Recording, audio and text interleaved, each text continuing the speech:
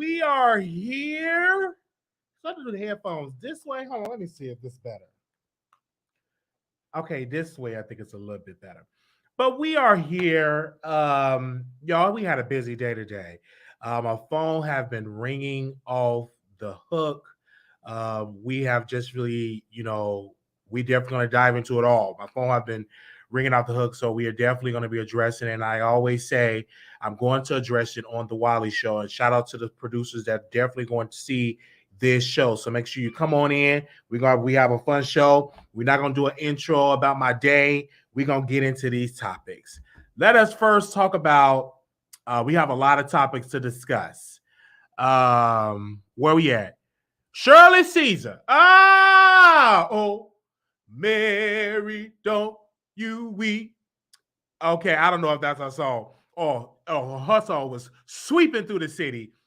Today is her birthday. She is an 11-time Grammy Award winner, and she is definitely have celebrated another birthday.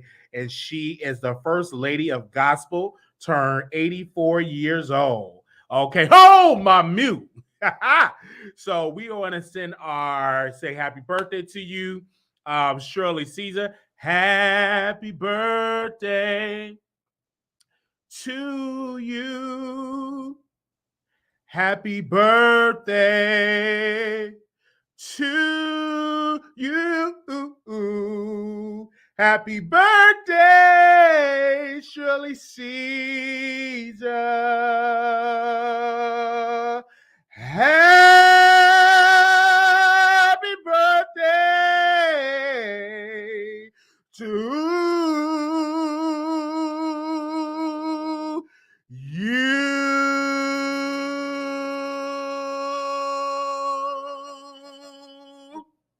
Hey, I felt that right then and there.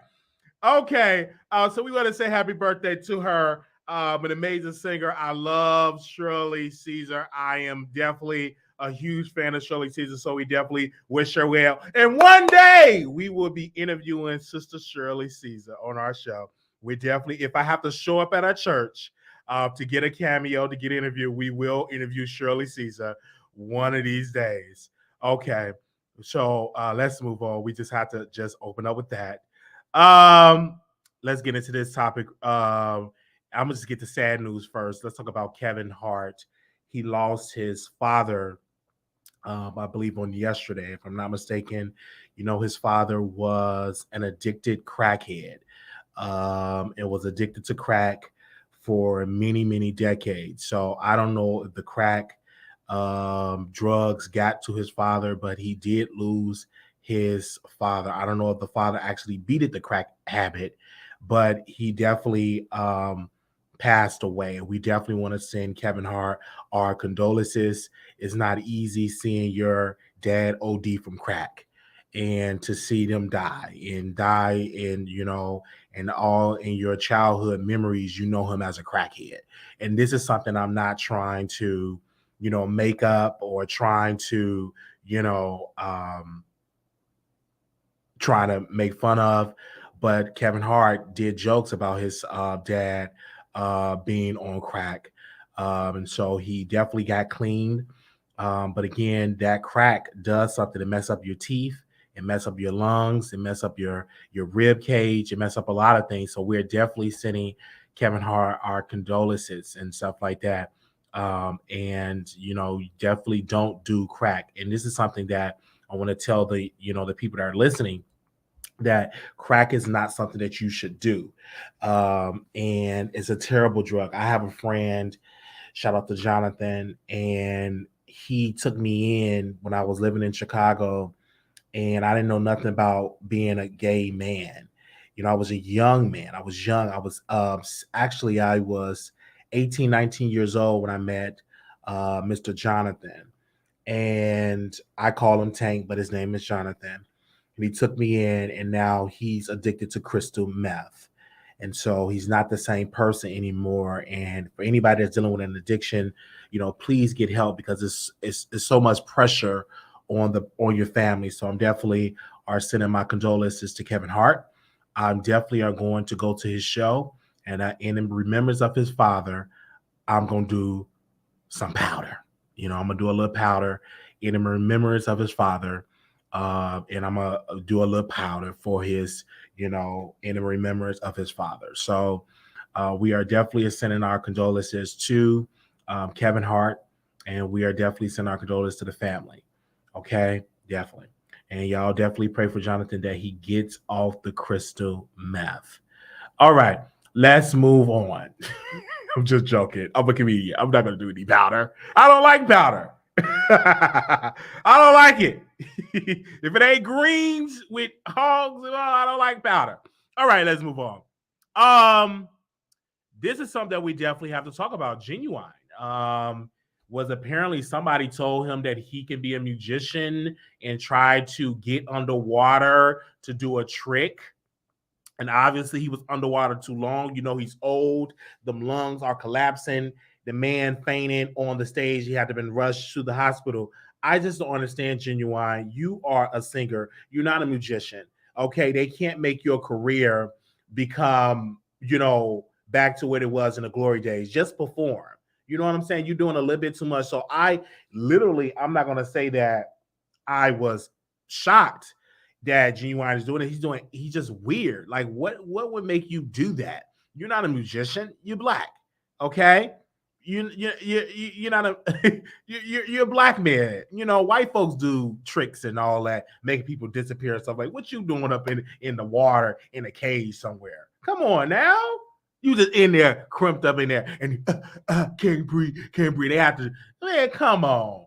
Like, this is what I don't understand. And this is why you guys, when y'all look at these celebrities and when they get up in age, they try to do anything for clout. Like, literally, Genuine did that for clout because he wanted some he wanted some fame, he wanted to go viral, and he almost lost his life. Genuine, get it together. I stopped dealing with you, Genuine, when you was a part of TGT with Tank, Genuine, and Tyrese.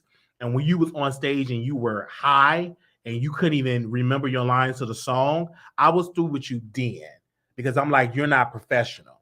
And seeing what you're going through now, I'm definitely not with you at all. So I hope that you get well and you stop trying to live this whole life of being adventurous and trying to take all these risks. Girl, just get on stage and sing. That's all we need to. We don't need to see you dance because you ain't got it no more. Just get on there, get in the chair, get you some shades, and just sing. That's all you have to do, bro. That's it. Get back to that. All right. And I will never forget TGT music. They made some good music. TGT music was everything. That group, I remember I used to listen to Sex Ain't Never Felt Better. Seen it all night. Lost to me. Okay. Oh, that was my song right there. That TGT. That's literally my song. Like, I'm gonna tell you that right then and there. I remember that record because I was singing that record. I played that record. That was a bumping record because I used to get it in with that record. And I'll have that record blast. When I got that record playing and I got, you know what I'm saying? I'm all lotioned up. You know what I'm saying? In my bathrobe, you already know what it is, what we gonna have to do. But I wish that group come back. So, just a little history. I love a little R&B. I'm a gospel head, but I do dib and dabble in R&B sometimes. I do. Okay, I definitely are dib and dabbing into everywhere. Now, I'm not a person that know all the words. I know, but I do remember it says sex ain't never felt better. I do remember that. Oh man, I look real good right there. Like, that's like my song. That's my song. Absolutely. Oh man, that's a good baby making record. Like, that record puts you in the mood. Like, their vocally, and I love a group where all members can sing. And it wasn't like Genuine a leader, Tank is a lead singer, Tyrese is a lead singer. They all was like lead singers, but in a group. So it wasn't like, oh, you the lead. No, they all had lead parts. And I wish that group would come back. I'm gonna definitely leave them a voice note. All right. One of these days. Okay, let's move on. So let's bring up Marquis. Marquis and 50 Curtis Jackson. Marquis have definitely just been trolling. He was on TMZ. He said he wanted a relationship with his father. 50 Cent said, pretty much was dissing his son, and his son is crying out for a relationship. It is so sad that, I am in a position right now. I'm trying to have a relationship with my father, whom I just found on DNA Ancestry. And seeing Marquis, trying to look for, a relationship with his father, I respect that. I respect that he's crying out. I just hope that they take it off of social media, because you're not going to be able to get peace like that. Let me tell you something, Marquis, from experience. I was having grievances with my mother, and I took it to social media. Yeah, me and my mother was beefing. And I took it to social media, and I regret it to this day, because it tarnished that relationship. Then we repaired it. Now we're good. Now we're able to get on the phone. Now we're able to talk. We're able to visit, being each other presence. But it was at a time that I had grievances towards my mother. I was expressed that, you wasn't really a good mother to me. You were drinking, all of that. And so I shared it on social media, and it went viral. Other YouTubers, it was on Facebook commentators, picked it up, and it just went viral during that time. So my best advice on how I repair my relationship with my mother, with a parent, because you have a grievances with a parent. I just make that first step and say, you know what? I wrote a letter. I said, dear mom, I want to have a sit down conversation with you. I just started putting it all in the letter. And eventually we started to talk. It started a 1 minute conversation, led to a 5 minute conversation, led to a 2 hour conversation, led to a 4 hour conversation. I started to get closer, with my mother.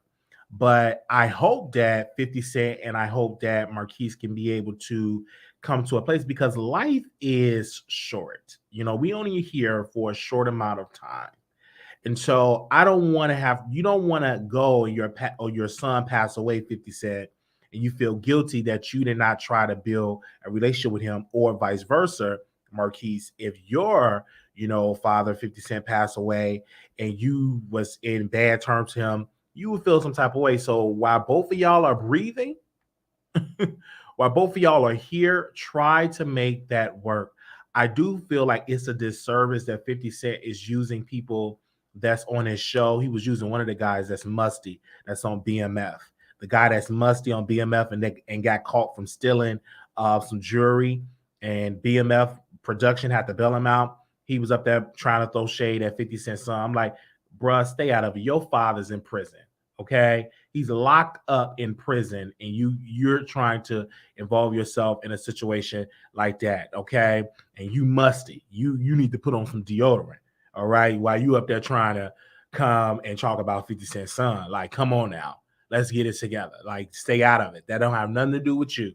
Okay, what you need to do is wash under them arms, because I heard from multiple sources that you musty. You look good, but you musty. Okay, I don't care how good you look. That ain't sexy being musty. Especially in the club and you sweaty and musty. That means your balls is musty. That means the crack of your ass is musty. That means in between your toes is musty. That means your neck is musty. I don't want to, you know what I'm saying? No. So you stay out of it. And I'm just keeping that real. I'm like, whoa, like when I saw that post, I'm like, not the musty guy. I don't even know the guy's like his name. I call him the musty guy.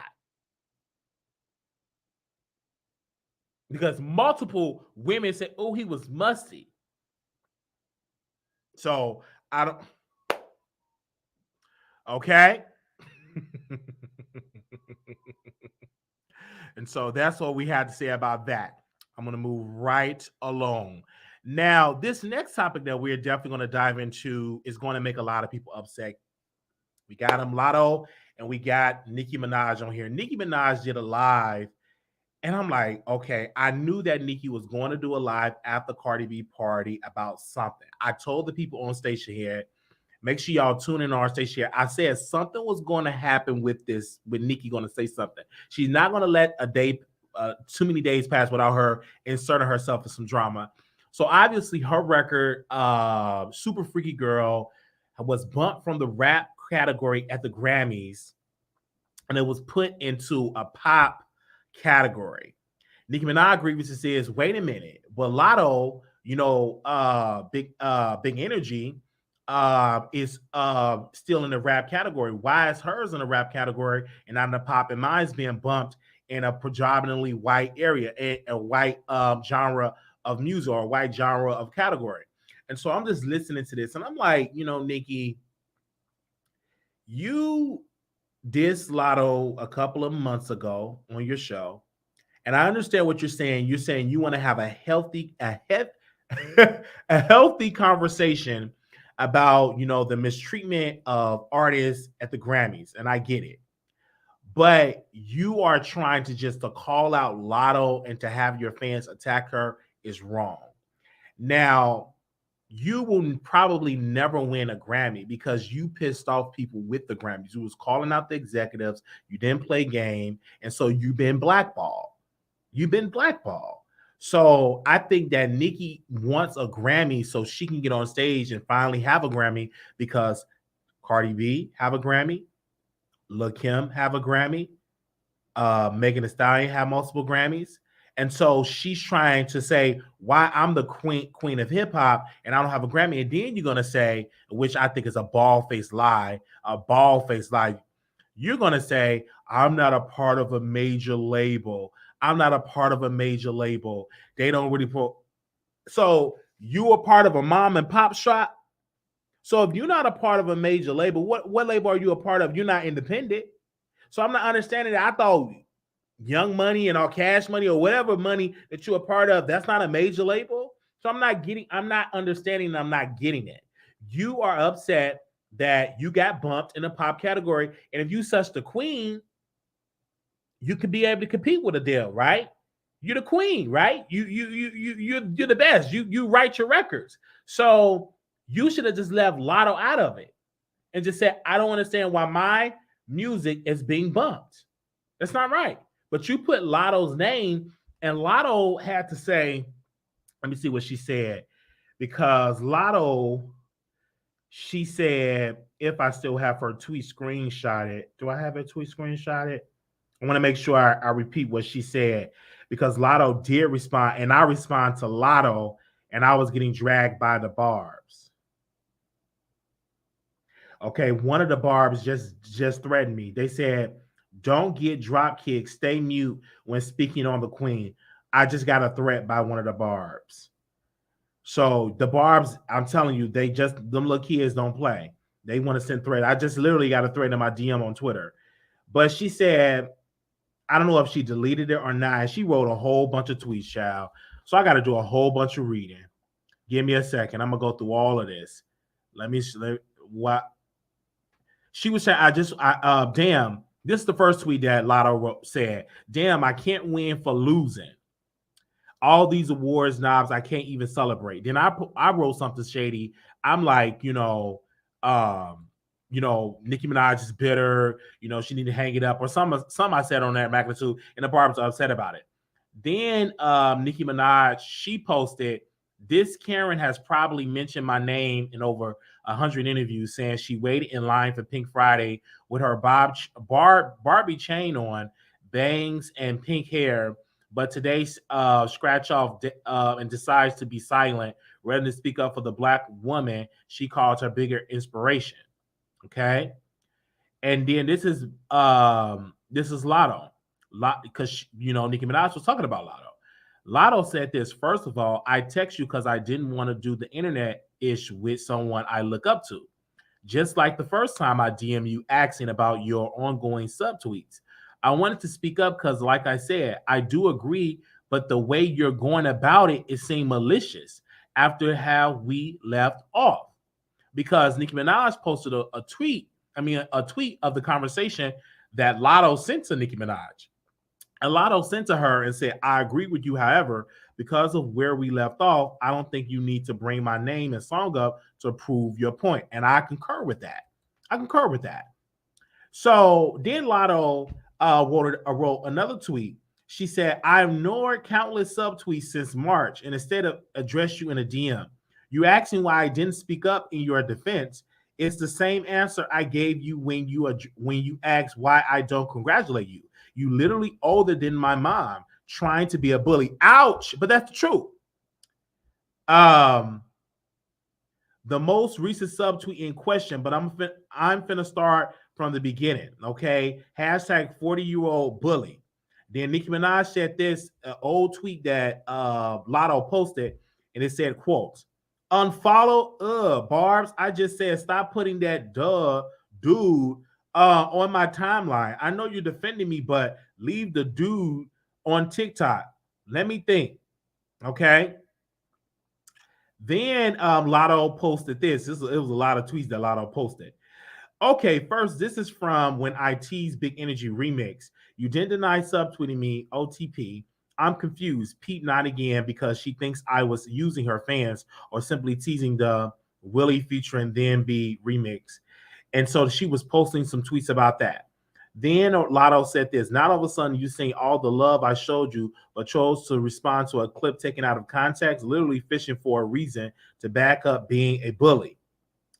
Then Lotto said the lady is so malicious with her shade, so she can twist it later and act like it wasn't about you. Stand on your ish. Okay. Then a fan told Lotto, let's not forget how she subbed you on Queen Radio as well. She was mad. You said everything was thriving and said, don't categorize yourself with her. Then Lotto tweeted, I literally named you as my dream collab multiple times in multiple interviews. Like I told you, OTP, I look up to you. You still never answer my question about where the random shade started to come from. Okay. So she posted some messages that was between Nicki Minaj and Lotto. So Lotto posted the private DM messages on Instagram.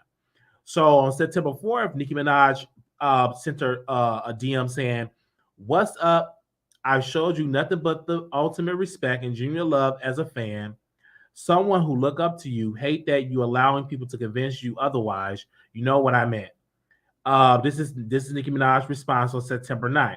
Hey, before I respond to this, what exactly are you talking about so that I can give you a clear response? And I'm saying this for the first time right now, by the way.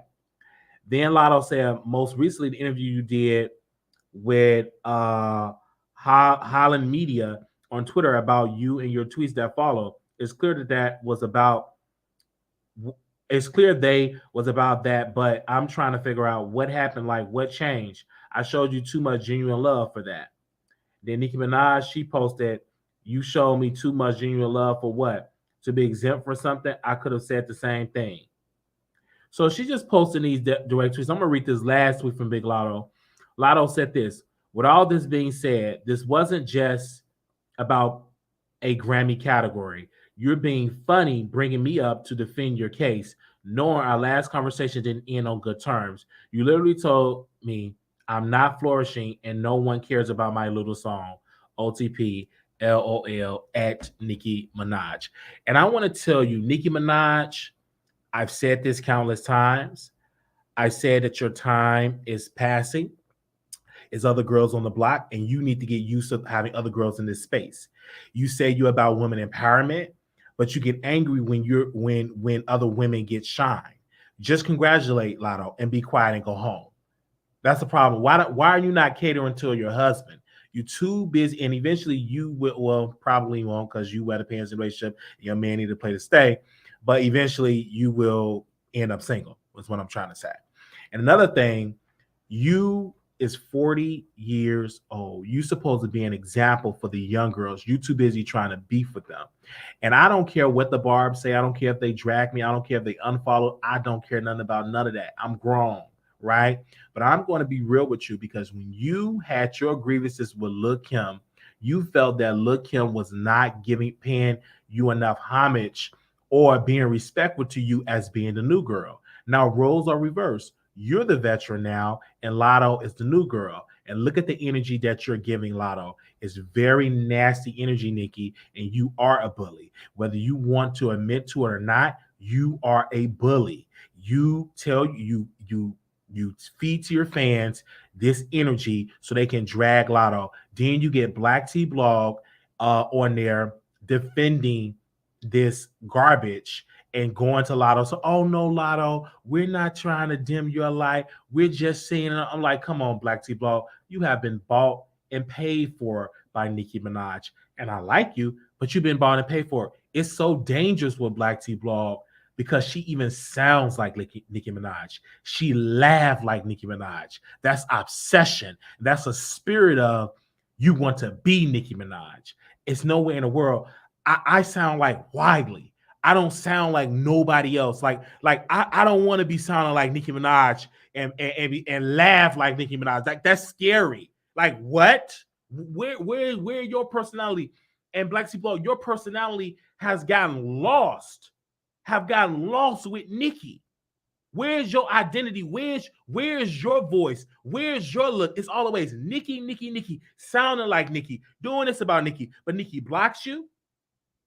She treats you like dirt and trash, blocks you, unfollow you, don't repost you, and don't even sit on your show.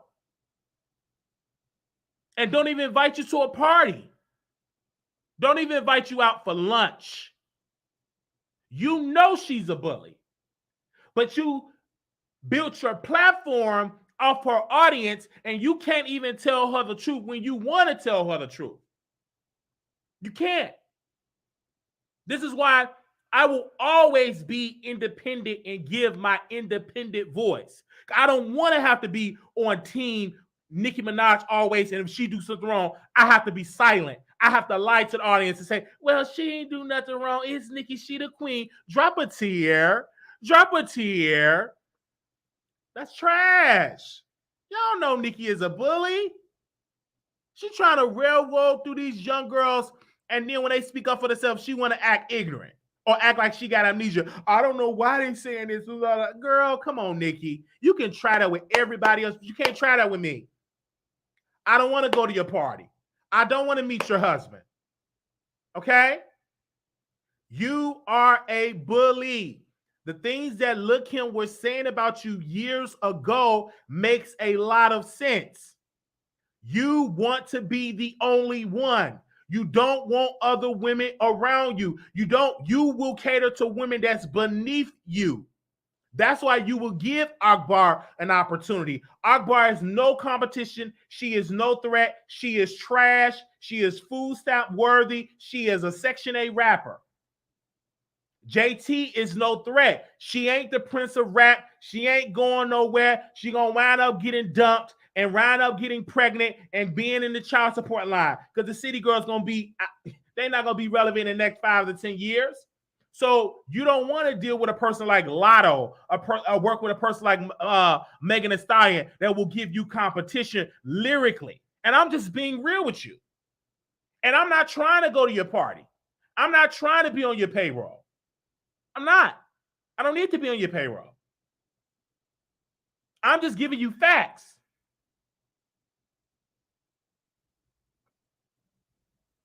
And when people when people don't want to understand this situation, Nicki want to be the only one.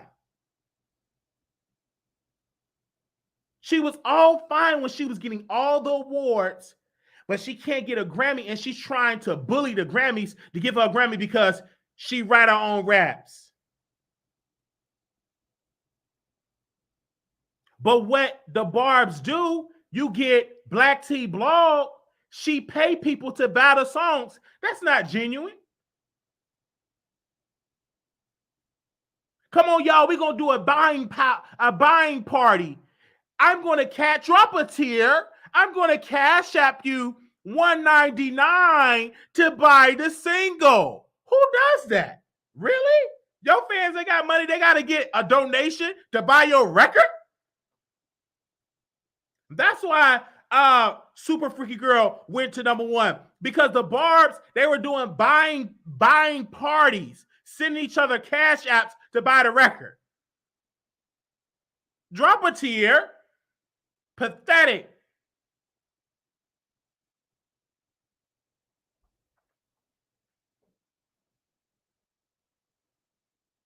I don't care you write your own raps. Your attitude is nasty and you are a bully.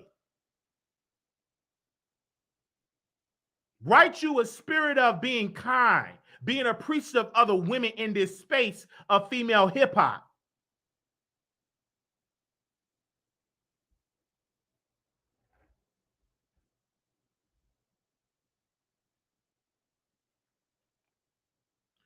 So I just have to give my opinion about this because if I don't give my opinion about this, people may think I'm on Nicki Minaj's payroll. I'm not on her payroll. I'm not even on Cardi B payroll. I wasn't even invited to the party. I couldn't even wear my boots at the party. I was going to wear these boots at the party.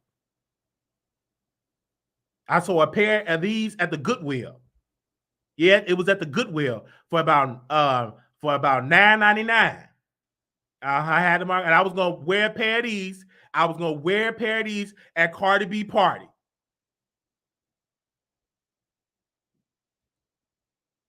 But I wasn't invited. Did I drop a tear? No. Was I angry? No. Did I lose an ounce of sleep? No. These are human beings. I never cry because I ain't at a party.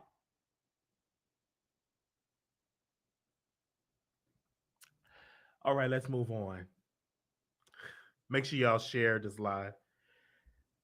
But I have to give my opinion. I'm independent. I'm an independent thinker. You may not agree with what I'm saying, but I'm an independent thinker.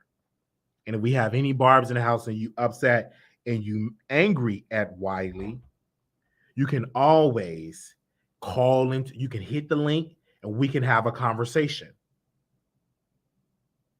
You can hit the link and we can have a conversation. Because I don't mind having dialogue with you. You don't scare me with your threats at all. You don't. Because I'm going to be able to give my opinion. I am not been bought and paid for by these celebrity. I am independent. And I thank you for that. Thank you for the audience. Okay. All right, let's move on. Now, we're not going to be here all night because I know a lot of people and some other topics that we were going to dive into today that we're going to talk about that tomorrow. So we got some other stuff we're going to talk about tomorrow. But what we're going to address is Cory Hardrict. I just want to make sure the elephant in the room all day today. I was getting emails, phone calls about this situation. I was definitely, I don't want to explain it all step by step. So earlier today, in the middle of the night, I was shopping for clothes because I have to go to some events coming up, Monique Show and Tamar concert, WWE Raw. And I was shopping for some outfits. I'm on Fashion Over shopping. And so supportive of Kiki is the former neighbor of Cory Hardrict. She reached out to me and said, hey, actually, she reached out, the former neighbor, supporter, reached out to me a couple of days ago, and I thought she was a troll. I'm like, this ain't real. Okay, whatever. Yeah, come on. And so she reached out to me today in the middle of the night. And she said, hey, I get her on, I get her on the show. I'm gonna ask her. And then Kiki reached out to me. And so Kiki was sending me stuff. And I said, wait, don't send me anything. Let's have this conversation live on the air so it can be authentic, right? I didn't do no prep work. I didn't take any notes. This was just literally off the top of my head in the middle of the night, no haircut, unfiltered, just unedited, uncut, just her on there coming on and explain what happened with this whole Cory Hardrict situation. And so Storm Monroe originally pre-taped the interview already, and it was supposed to come out a couple of days ago. It didn't come out because Cory Hardrict reached out to Storm and said lawsuit. And so I was so energized, and I said, wait, I want to see this interview because I'm interested, because it seems to me that Cory is a child molester or dealing with minors. And just that title alone, I thought it was some tea like that he's gay or whatever. And I wanted to hear what was said. So I kept saying, I want to talk to the neighbor. And then I kept pressing Storm, put the interview out, drop the interview. I kept pressing that, put the interview out. Don't worry about a lawsuit. Drop it. Drop the interview. And so I kept saying, jokingly saying, hey, I want to talk to the neighbor. And I kept saying it. It must have touched somebody. And they said, and we got the neighbor on the show. We interviewed her. We had a conversation. No prep work, no notes. I didn't see Storm Monroe pre-recorded interview, anything. I'm just going by what she say and give the best of my ability to give her questions. So she came on, and she answered some questions, and she was dancing around some things where she really didn't give me what I wanted, was some real tea. It wasn't really like strong tea for me, but she was giving her story and giving her side. And then the callers called in, they was going back and forth. And so once the interview ended, the controversy started to really build up. It was the aftermath of the Wiley Show interview with Cory Hardrict, neighbor. So I was in the barbershop getting a haircut. You see, getting a haircut. You see that? All here. I was literally in the barber chair. And Conscious TV, which is a friend of the show, he went live and he was talking about the interview that I did with Storm Monroe. And I want to make sure I give the title of the interview for context. So give me a second. Let me make sure I get the title of what he said in the video so I can get some context of what he said. So this is what he said in the video. Storm Monroe talks lawsuit from Cory Hardrict, having his interview taken. Nosy neighbor tells all.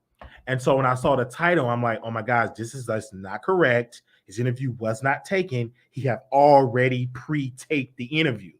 And this is why I'm feeling like any bloggers, any media folks, if you do the proper research, the proper question, or the proper just going by what Storm said on the scene, he said, I pre-recorded, we're going to drop it on a certain site, Chromecast, we're going to drop it over there. So that means pre-recorded means you have already taped it. So I can't take something that you taped unless I broke in his house and took the footage and then played it. That wasn't the case. I did a live interview. Storm Monroe did a pre-taped interview. It's a difference.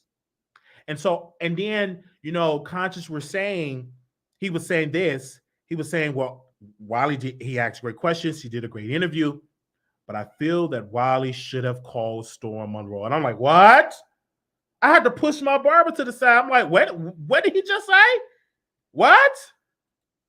I didn't even, this is the barber that I just met for the first day. And I'm like, what did he just say? I had to push my barber to the side. I'm like, did he say I should have called somebody? Like I'm a child and I have to call my daddy? Who he thinking? What? No, I never, ever will call somebody about my business concerning this show to give them I want to let you know I'm about to do this. No, I don't do business like that. I remember Daytime Tea Time, some interview that she was going to do. And so I was trying to get to see, are you going to interview her? Are you going to? And she said, sweetie, I don't talk about my YouTube business. I don't discuss that. I will not discuss that with you. And so I've learned that from her. Just that spirit of, I'm not going to tell nobody who I'm going to interview. No, I made one major mistake when I said I was going to interview MC Shaky, and MC Shaky was he went on Storm interview, and once he interviewed with Storm, he did not come on the Wiley Show. That was my mistake. So I learned from that. So when that sister hit me up, when that neighbor hit me up in the middle of the night, when I was shopping, I said, I got a special guest. I said, let's go live now. Let's do it right now. Not going to wait. You up, I'm up, you on the West Coast, I'm here on Central. I see the StreamYard. Let's go live. And I used the exact same title as Storm. And I did that for a reason, because I want to see, is a lawsuit going to happen? I said I want to use the same exact title to see, so they can have the same exact essence, so this woman can be able to give her side. And so when she was talking, and when I consulted with my legal shield attorneys, it was nothing that she said for a lawsuit. Nothing, absolutely nothing that I've heard. And so when that situation happened, and then when Conscious said I should have pre-called, no, I do not have no relationship with anybody on this internet that I want to pre-call or pre-warn. Nobody, not even in my own family. If you got some tea, if it's good for the audience, I'm going to interview, because I'm loyal to my audience. Because they the ones that watch me when the spotlight ain't on. They the ones that super chat. They the ones that cash app. They the ones that donate to the P.O. box. They the ones that send t-shirts. They the ones that meet up in Vegas. And I'm loyal to them because I know the audience want to see this, because they were sending me the DMs. That's who I'm loyal to.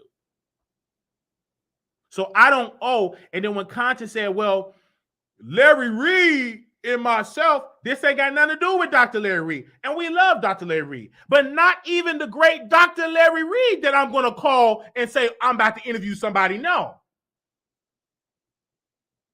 I stopped doing that a while ago, because I was like, Tasha K, is it okay? You know, and she said, don't worry about it. And she didn't really mean it, but she was like, don't worry about it. Just go on, do you while you ain't got to tell me who you're going to be interviewing, blah, blah, blah, blah, blah. I've learned that from her. And I'm like, okay.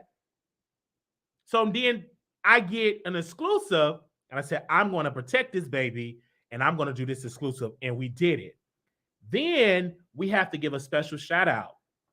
And I was shocked to see this person comment on it, because we don't always see eye to eye. Sean Davy Way. So I get, after Conscious is done, and he ended it early, and I couldn't hop on the live just because I was going to say what I was going to say on that live, but he ended it, and I was like, okay. Sean Davy Way was like, and I was shocked. I couldn't believe my ears. I'm Team Wiley. Wiley didn't do anything wrong. He interviewed the person. Storm should have just dropped it. Why would you drop the ball? And I was like, and I was agreeing with him on that, because a lot of fans were saying that I stole something. I'm like, no, I didn't steal anything. And Storm expressed that I didn't steal anything, but his audience felt that I stole something. I can't steal nothing that I never had. This was a live interview. And so when Sean Davy Way was talking and having that conversation and about it, I was honored. And this is why we went on our Instagram and we spoke on it. We remixed, because on Instagram, they have a new feature where you can remix a post, meaning that you can respond to a post side by side. And side by side, I was responding to Sean Davy Way content. Even though he was making his jokes, that's his character. He's very talented. He's a very talented brother. He will be at his 100,000 by the end of this year. He's a very talented brother, gifted brother. And I've always told him that. And I was glad that he had my back on that. I was very glad on that. Having a massive platform to have my back. And then the lady, the neighbor said, well, Sean reached out to me. He went, I said, go. You ain't got to go do it. Because I understood the ecosystem that when you go there, that's going to drive traction to the Wiley Show, because Sean Davy Way channel was bigger than the Wiley Show. It's going to just drive me in the algorithm. It's going to drive my name up there. They're going to mention Wiley. So you go, because I'm going to sit and get people to come, and they were coming. They were coming. It was just growing and growing and growing. They got over 10,000 hits. That's good numbers for a channel that got 28,000 followers. That's good numbers. And I thank y'all for that. So we just had that conversation, and I was not angry and upset. I was just saying that I'm going to give my opinion, because sometimes people feel that they can say anything to Wiley is because we are a smaller channel. And we are a channel that typically are not as polished, don't have the HD cameras and all of the lights and glam. And so when I have to speak up and I say, I'm going to speak up on this, and I say, not going to happen. This is what it is. And so I was jumping in people's chats. I was letting people know. I was Darius Cook's ex-boyfriend. I was in his chat. I was in somebody else's chat. I was letting it be known, I'm here. This is exclusive. I was talking back, going back and forth. I said, it is what it is. I was there because I thank people for covering this story. And there was another YouTube channel. She was covering it as well. They said, Wiley, and they were saying, Wiley, this is the business. This is what we're here for. And it's going to be other exclusives that the Wiley Show going to get. It's going to be other exclusives. It's going to happen. Everybody's going to have their time. Wiley's going to grow and it's going to be banned. It's going to go ultra viral. It's definitely going to happen. I'm patient for it. Right? I'm very, very patient for it. And then all of that happened. And then Storm, he did a live. And he said, I'm not going to release the interview. My neck hurt. The universe. Oh, no, I have a pain in my neck. The universe have spoken that I'm going to refund the storm chasers back their money. I'm not going to release the interview. And people were donating. They were super chatting. But my thing is this would have never, ever happened if Storm would have just dropped the interview. And if Storm were to drop the interview, because he kept saying, and I catch everything, he said, my interview is better. Well, show us that the interview is better. Show us the production of your interview. But just telling us that, we're not going to believe you because your credibility is shot to the audience. A sector of the audience like, we can't, what are you doing? And then you're going to say, well, my interview was better. How we know that and we don't see it? That's just like, I say I'm in this big production movie and I go to see a movie and then I say, well, my movie better, but ain't nobody ever seen it. We never seen it. It ain't never come out. So how can you say something like that? We need to see. Show us proof that the interview is better. That it was more polished. And that it will get hundreds of thousands of views. Because it seems to the public that Storm did not want to release the interview because other people were taking credit of the interview and they was growing off this interview. Sean David Wade grew up to 2,000 to 3,000 subscribers. We just gained another 1,000 subscribers. He's almost hitting that 90 if he's not already at 90. So I think, and Storm, I can't speak for him, but I'm just going to give my thoughts. I think that Storm didn't want to put it out there and drive other channels to gain viewership. That's just how I felt. I'm being honest with you. That's just how I felt. Now, maybe he would be different because he said the universe have told him.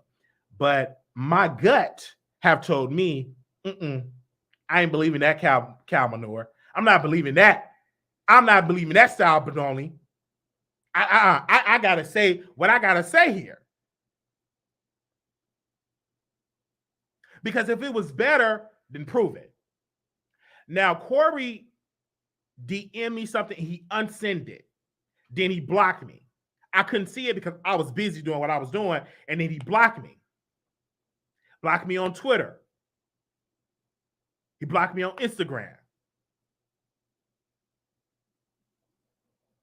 And that's okay. Tia still following me. I want Tia. She about to be a single woman, so I'll get in her digit. And I'm gonna end up on the corner and say, Tia, pick me up so we can be together and be a couple. Joking.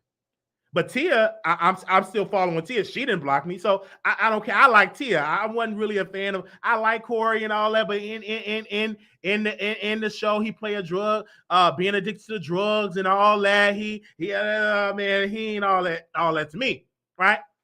in the show, he played a drug addict coach that's addicted to he play a coach that ain't take his pills. He play a coach that don't take his pills, and he go on a rant.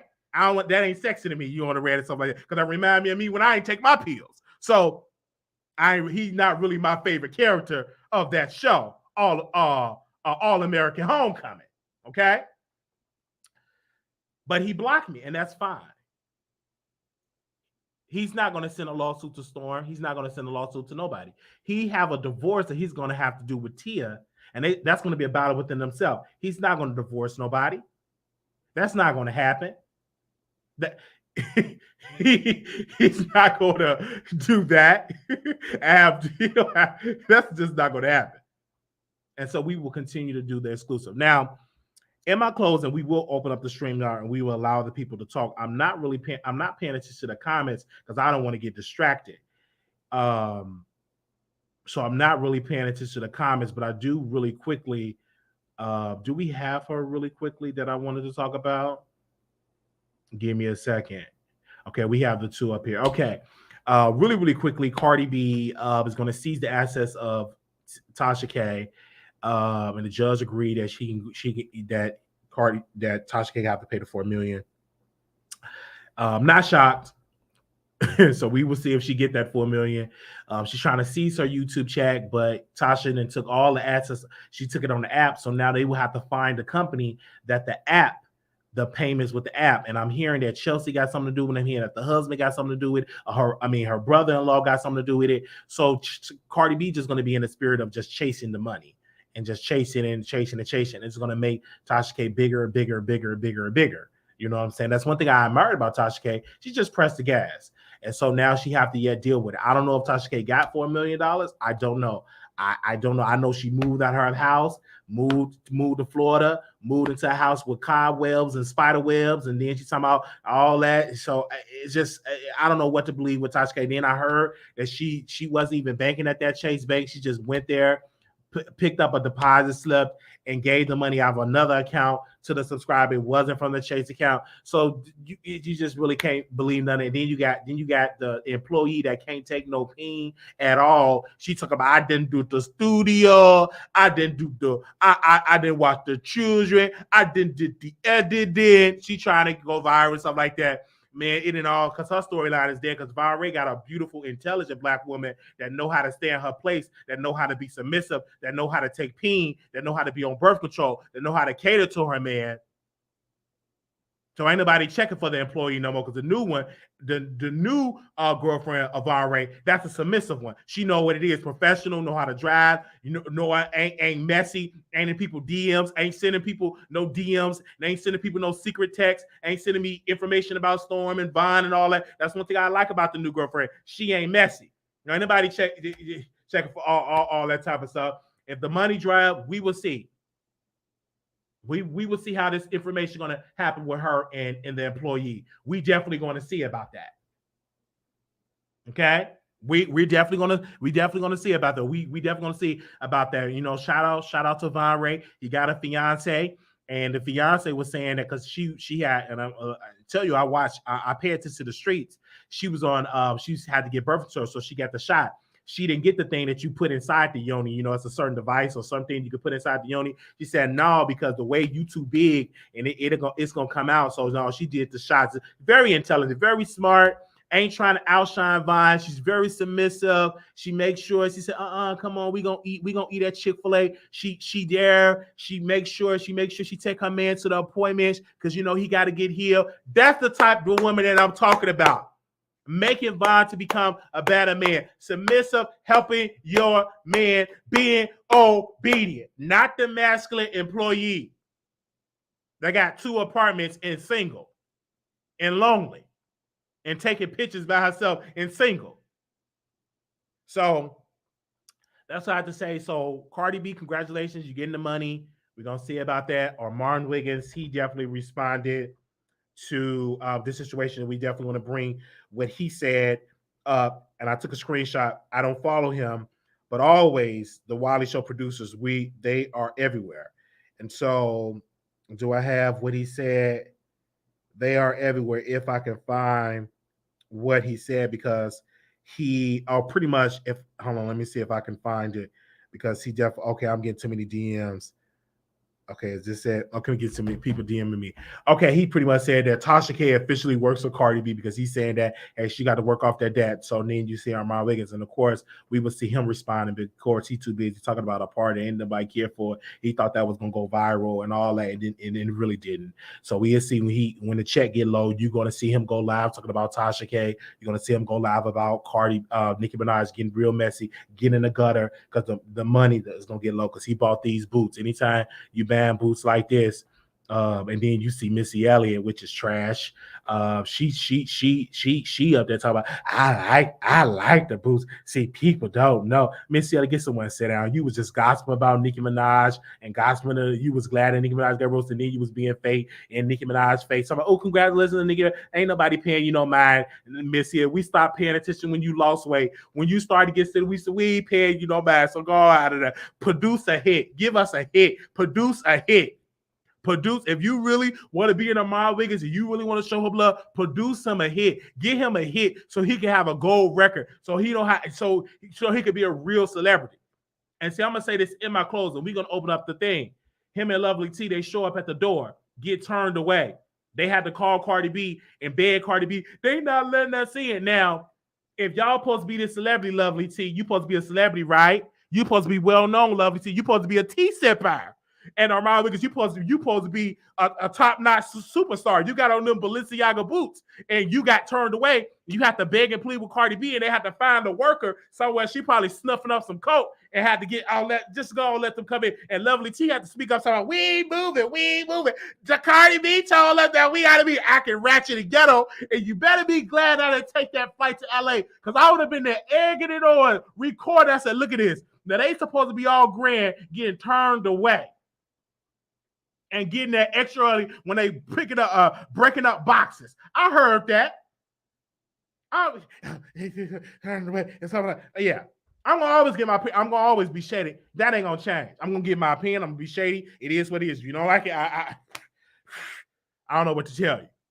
All right. All right. So we're gonna open up StreamYard. We're gonna allow you all to say what y'all gonna say. We've been on here for an hour. I know it's almost midnight. So we don't want to make this a long, lengthy live. I will allow the public to decide to come on the show to say what they got to say tonight. So give me a second. I'm going to drop the link in here, and this is the time. Anybody is more than welcome to come on to say what they got to say. Yeah, they got turned away. You can't come here. What do you mean? Cardi B? We not RSVP. How you not RSVP? You made it seem like you was RSVP, or my niggas y'all only get RSVP. Y'all weren't on the list. So I could have came to the party and talked to Vanessa, whatever her name is. All right. Let's go. We're going to allow you all to come on the show. Give us a second here. Thank you all so very much for coming on. Okay, we're gonna bring Storm first, because Storm Monroe have hit the link, so he's on camera. So, Storm, how are you doing, brother? I'm good, Wiley. How are you? I'm actually doing great. I was on a roller coaster ride because everybody was rushing with their opinions. I didn't think this interview would have gotten a response of the YouTubers, because the lady did not tell me anything that could have been like, oh my gosh, we got to report on this.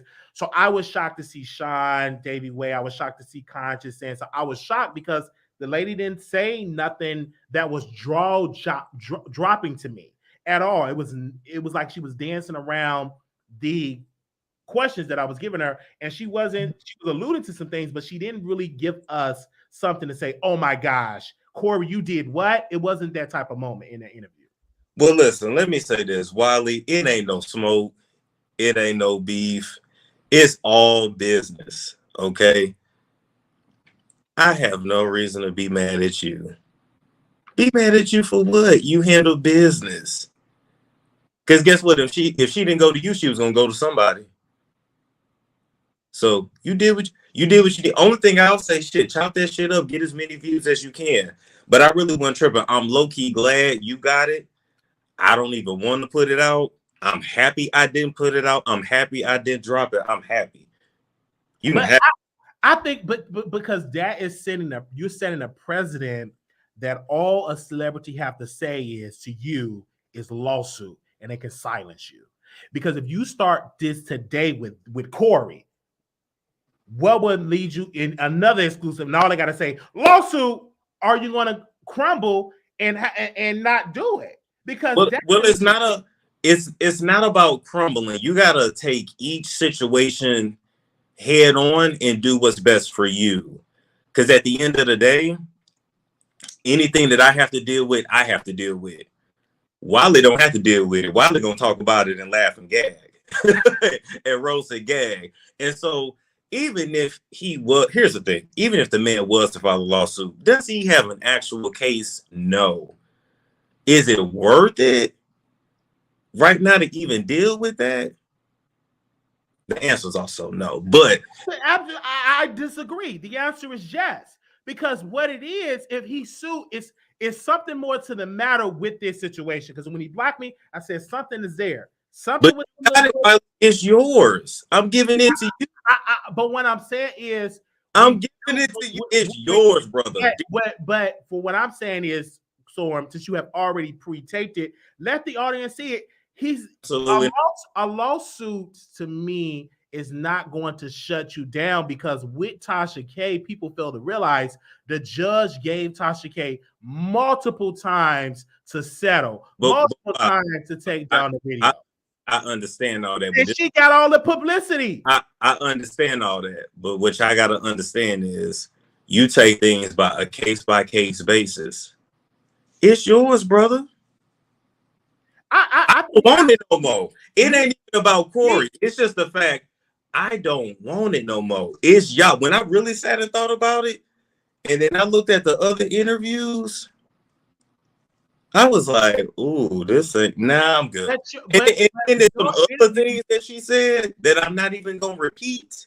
But your interview, you said that you all showed the Google Maps of the neighborhood. Y'all had a more thorough interview. Oh, yeah, let me clear that up, too. It's not that I'm saying I had a better interview. What I said was, because a lot of times people will listen to my live, but not really listen. She gave a better interview. And I explained that by saying her energy is different, was different. When she called you, it was what, 2, 3 in the morning? What time was it? But the reason why her energy was different is because you changed on her. And women are emotional. If you change on me and you just do something totally different, I'm a woman. My emotions, we've been communicating all in the DMs. But I think that for her, she felt slighted. Like, why are you charging and all of this and not just release the interview? Well, listen. This is what I got to learn. Storm, not worried about your feelings. I keep telling folks that. I'm not worried about your feelings. I'm gonna do what's best for me. So it's no shade. It's no smoke. I know people was making it a thing. Everybody got their opinions. I don't speak for another man. I can only speak for myself. I'm not tripping. Take it, run with it. If you want to dig even deeper, because like you said, if he even responding, then it's probably something. I believe that it is something there. But go for it. I'm telling you, go. If your brain is telling you that, go for it. I think so. But to the people are saying, you know, Storm, you should just drop the interview. No, people get mind their business. Storm don't worry about what other folks say. Storm gonna do with his channel what he want to do. Just like when Wiley tell y'all he gonna report on something, he gonna report on it. He gonna put your name in the chat. I mean, in the title, he gonna put your name in it. If Storm say he ain't gonna drop it, he ain't gonna drop it and ain't gonna feel not a lick of bad about it. So if you do another interview, hypothetically speaking, and you do another pre-recorded video and somebody say lawsuit, are you gonna take it down? Are you gonna? It depends. It all depends. It depends. I might not. It depends. It wasn't just that. I also have to pay attention. Not that the universe told me today. No. Every time I tried to put that shit up, it was just I kept hitting roadblocks. I'm like, eh. Then I thought about it. Is this really worth it? Nah, I'm good. Happens all the time. It's stories TMZ don't put out. It's stuff People Magazine don't put out. It's stuff the big platform. Believe me, I've seen some of this shit. The big platforms choose not to put out, especially when you're dealing with real gangsters. I'm not saying Cory threatened me or nothing like that. I'm not saying that. But there's certain people on here, I don't give a fuck what y'all call me. I ain't gonna talk about them because they really about their life. So it's all good. So when you say roadblocks, what were those roadblocks? You meaning that people were that she was changing her story, that the editing, your Twitter was shutting down? Like, what was the roadblocks? No. It was different issues with uploading it, getting ads, because if I'm uploading something, it's for money. This is we running YouTube channels, we running businesses. This is business. So it's not. Sometimes we get these interviews from people and they just want to talk. They just want to get that shit off their chest. It's not to discredit them. They might have really went through whatever, but they just want to get that shit off their chest. But some people is not. They not ready for their story to really get the exposure that it can really get. And I'm not saying yours ain't gonna get that, because you could wake up tomorrow and have 100,000, 200,000 views. It happened to me. Why? And it wasn't shit. I'm not saying yourself ain't shit, but it wasn't a lot the first day. But that second and third day, I was like, well, damn. But what I was trying to say is, because you said monetization, I didn't have a problem with the monetization. It was actually monetized and no problems at all. And that's what I'm saying. Like, what's the issue here? And it was what she was saying. It was the nature of it, and then especially around like the Missy Elliott part, I saw where they was where YouTube was like, well, we can't put ads because of this. And I'm like, damn, I can't cut out that whole segment because then the segment before that is not gonna make sense. I gotta just kind of keep it in there, but bleep it or maybe lower the audio. It was just, like I said, I'm just not gonna repeat that shit. I was like, you know what? I think for us that's on YouTube, that you guys that do YouTube full time have to understand how to get the audience outside of the monetization to donate. And I'm using an example of Roland Martin. Roland Martin get paychecks, he get money orders, he gets donations sent to him outside YouTube monetization. And he raised all millions of dollars with his audience. So I think us as YouTubers, that especially like yourself, you do it full time, y'all need to start rallying y'all base of people to give outside. So if you do have an exclusive like that, you don't just have to depend on YouTube only. Your audience already then gave you that on the back end. That's a good point. I'll give you that, Wiley. That's a good point. That's a good point. I'm not arguing with you there. But at the end of the day, we're not gonna see eye to eye on it. That's totally fine. I just wanted to, and I saw somebody in the chat say, "Stop acting like you did Wiley a favor." I didn't say I did Wiley no fucking favor. What I said was, I'm glad he got it. I'm glad I didn't drop it. Take the shit and run with it. That's all I'm saying. Because I just don't want it to set up like this precedent with you that people have to say something like a lawsuit, just saying lawsuit. Well, I can understand if he would have served you with a cease and desist.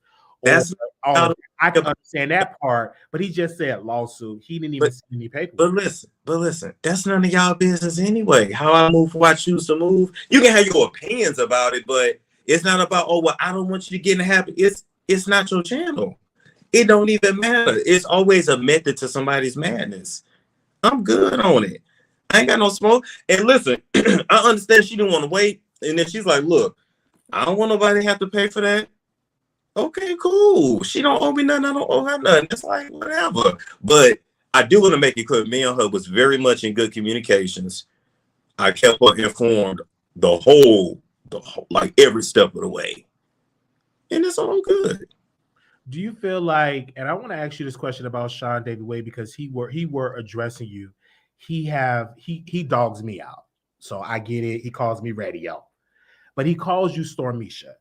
I always want to ask you, where did you go wrong with Sean Davy Way? Because I thought you was cool with that other chick, and he was on the show with her, and y'all were all buddies.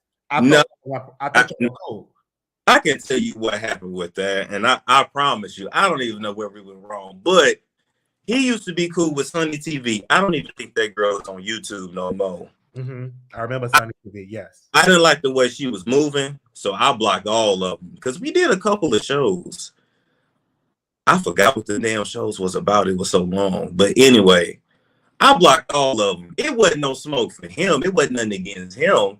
But that nigga been dragging me ever since. Whatever. If people gonna get mad when you block them, I don't know what to tell you because that's where it makes sense. You use black and Sean is responding to that.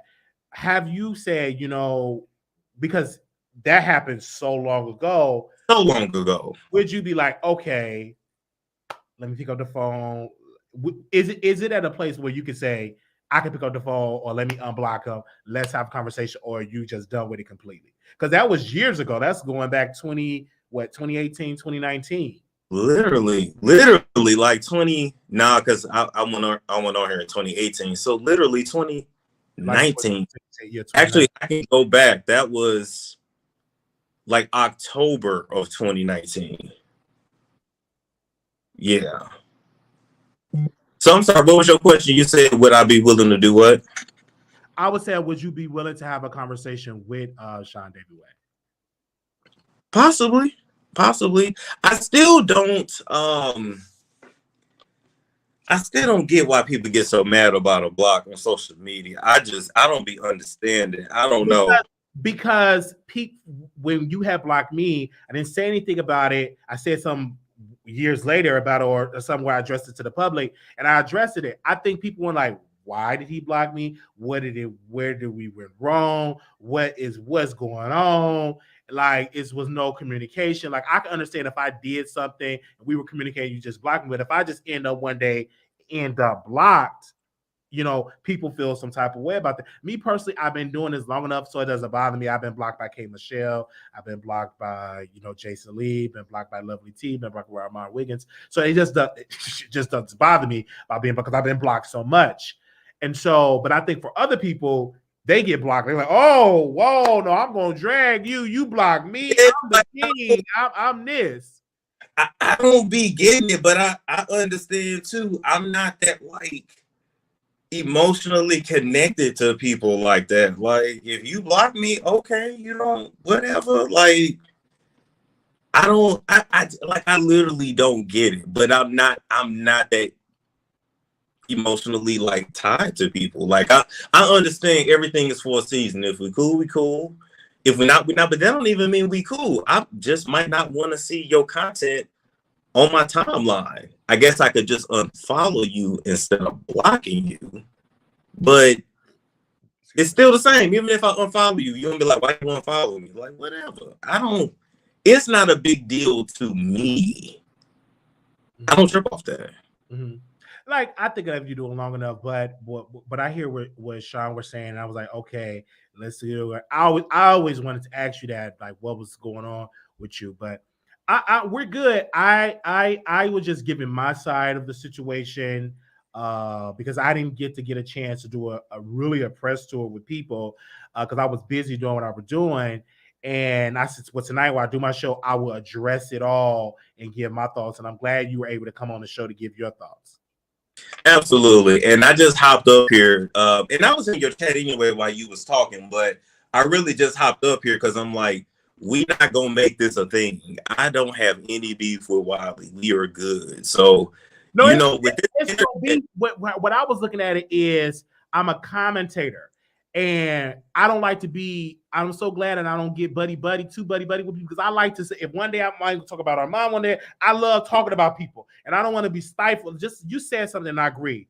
You said you don't want to be invited to celebrity parties. Like you don't want to be in that type of energy. Because I feel. Oh, did you freeze? You can't drag them unless you're not gonna get the invite. So I like the fact that I'm free enough to talk about everybody. And I love to have that freedom, but I feel like if Yep. I'm all buddy with people, I ain't gonna be at it. I might shut the show down because I'm friends with everybody. I can't offend nobody. And it's true in this business, you're gonna be for your fan base or you're gonna be for the industry. You got to make a choice. That's what I mean. And don't get me wrong, it's not like they knocking down my door. Now I'm not gonna show y'all my DMs. That's a whole nother story. But but at the end of the day, I'd like to be able to talk about whoever I want to talk about. And it is a trick that they use too. They know who's gonna be influential in this space and who's really not. And so they will.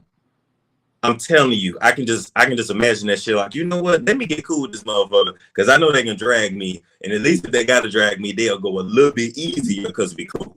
And then also, I think like for you, you're at a massive platform at 200,000 subscribers. Sean David Wade said something, and I want to bring it to you. He said Storm is not getting the views like he used to anymore. Nobody's really checking for him like that. And I don't want to quote him verbatim, but he said something like the spirit of that. What are your response on that? My response would be, quite honestly, if you look at most of this year, it wasn't really no news like that anyway. So I was just traveling. 2020 was popping. 2021 was cool. Then it felt like news dropped off for like 8 months. It really ain't been shit popping like that for real. But to keep it real though, too, another reason why I do experience ups and downs and views, and people who do YouTube who want to do YouTube need to get ready for this. That's why it's best, honestly, to grow slowly with your audience. When you have huge spikes due to like certain interviews or not even who you connect yourself to, because that wasn't really an issue. But if you have certain interviews and people are like, oh my God, I love this interview. So they'll come to your channel and subscribe just for that interview, but then never watch anything else again. And it'd be like, and this is why I do all the time. It'd be like, oh my God. I agree with you because over here at the Wiley Show, we're growing slowly. Everybody going, oh, you should be 100,000. You should be another. I said, no, we're going slowly. We're reaching people. We're going slowly. I don't want to get these mass interviews, then I just drop. Because I've seen big YouTubers have massive moments and they're getting the same exact views that I'm getting at 28,000. And they have 200, 300, 400, 500 times the amount of subscribers. Let me use an example, and I don't mind name dropping on this show. You go for it. The Scorpion Show, massive, 100-some thousand subscribers. They were averaging big numbers. Now, sometimes they're averaging the same amount of views that the Wiley Show get. So I don't. When people say you should be at 100,000, I said, wait a minute. I would rather be at a place where I have good interactions and viewership. I don't want to be at a big number just for the bragging rights. I want it all. I want the money. I want the resources. I want to make sure I get a fat check. Well, let me tell you, that's out there with 100,000 subscribers ain't really getting views like that. The subscriber numbers is more for like brand deals. That's really where that comes in handy, right?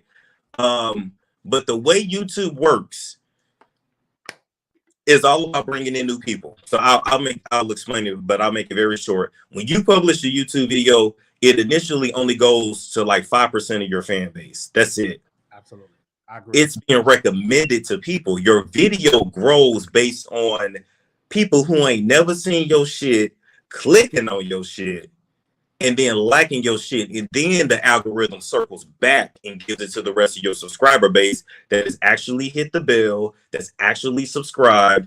And then the algorithm also knows the difference between somebody who's active on your channel versus who's not. That's why you will get updates. You'll get like, oh, you know, if you're active on the channel, you'll always get the bell, right? The dings or whatever. If you kind of slack up, then you don't get the dings. That's just the way the algorithm works. So long story short, YouTube is always about the new.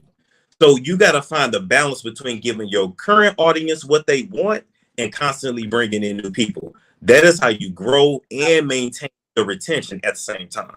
And that's why I've learned that. And I said, okay, we're gonna think of new creative ways to get new viewers on. Because I think you said something so great. You said make sure you chop it up, and I 1,000 agree with you because we just had a phone call with an editor of mine, and because I said okay, smaller clips because my core audience they like the live viewers, but new people probably will deal with a shorter version of the Wiley Show. But your diehards, they don't mind sitting through a 2, 3 hour, 4 hour show. But new viewers probably would like a 5, 10, 15, 20 minute clip of it. And so I've learned from you, but I'm different in this regard because I still work full time. This is not my full-time job. So I'm a little bit different. So when I was, and another reason why I was coming at you like, release, don't worry about, because I'm in the premise of, I got to worry about no Google Glasses. I got 2 other jobs with 2 paychecks with benefits. So I don't have to worry about, just drop it. But I forgot, I'm like, damn, Storm do this full time. So I had to take that to account. This is your full-time job. And let me say this too, Wiley. You also have to understand everybody has a different audience, and how your audience reacts to you and me versus is different. My audience is very like reactionary, very emotional. So I can say one thing they don't like, and people are gonna be like, I ain't watching your videos for 6 months. So I just understand people gonna circle back around. It's gonna go up and down. You just gotta ride the wave.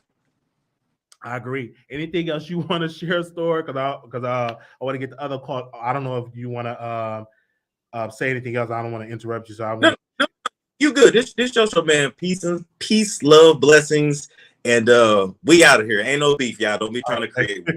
Thank you so very much, Store. Okay, we're gonna open up to the public.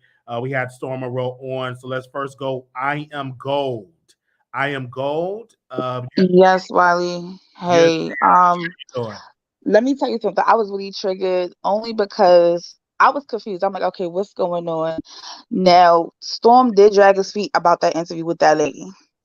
But I feel like I do understand because I'm not going to lie, lately these celebrities been suing the socks off these commentaries for anything.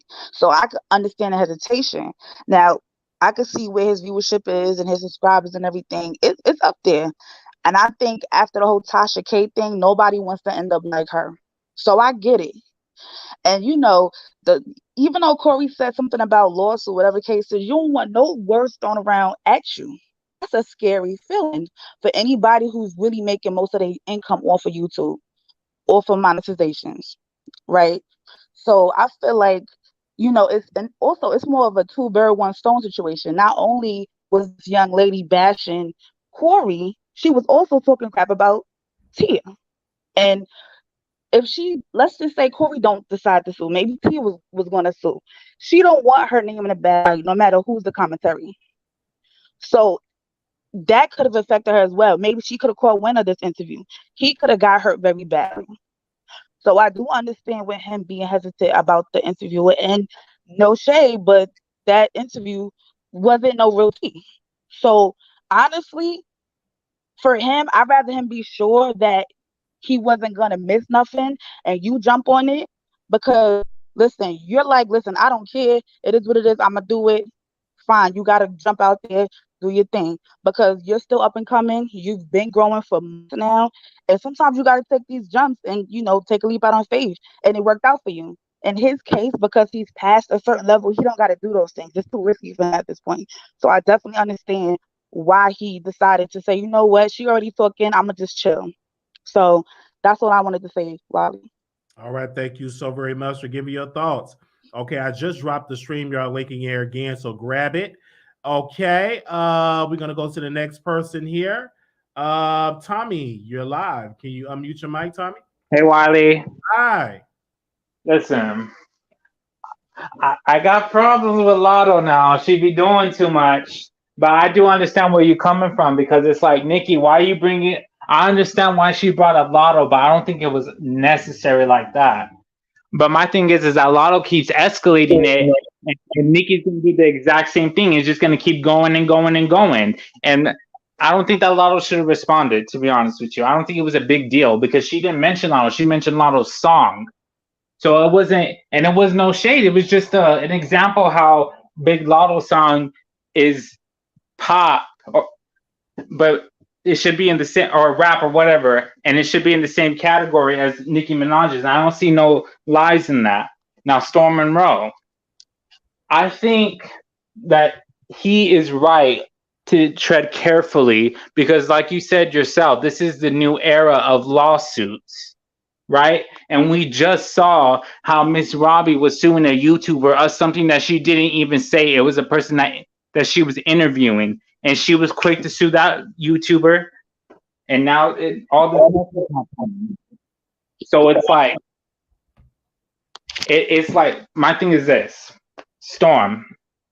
If you're not gonna, there is no point in this interview, and you are at blame, but you're not the only one who's at blame because you made it more than what it seems. But at the same time, I can obviously see that Kiki was giving you more information or was implying on more information. But that's my issue with Kiki because she's like, she wants to run around Cory without labeling him, because we all know that she's trying to label Cory as, with children. We'll leave it at that.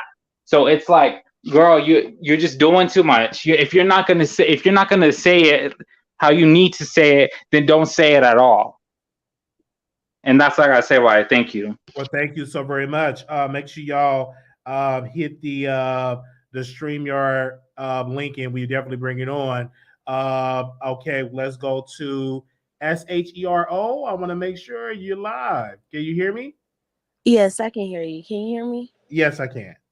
Okay, so I just want to speak on the Lotto and Nicki Minaj situation. Okay. I definitely disagree with you. I think Lotto will never be as big as Nicki Minaj. I think Nicki Minaj only brought up, Lotto's big energy because, I mean, it is a pop song. If we're, considering Super Freaky Girl a pop song, Lotto just does too much for me. But like I said, I know she will never be like the next. Like, she's not going to be the next big thing. I'm sorry. So I don't have too much to say about her. But I feel like, meanwhile, these girls are tussling on Twitter, and like the other girls are taking over. Like, I went to a Lil Nas concert in Dallas yesterday, and when I tell you, these girls they're not coming with the same energy, as some of these guys. So I feel like the future of like this rap is really finna completely take over because these girls are too concentrated on things that are irrelevant. They're fighting over who's queen, who's this, who's that, and like nobody's coming with what needs to be brought. Lotto's not bringing in numbers like Lil Nas X, and I know he has nothing to do with it, but I'm just saying, I just feel like everything is shifting, and maybe there won't be like a new queen of rap in the way that we want it to be, because none of the ladies right now that are rapping is really touching Nicki Minaj, to be honest with you. That's my opinion. But yeah, I like the interview that you did with the neighbor. That was hilarious. Like, yes, I feel like I want to respond to that really quickly.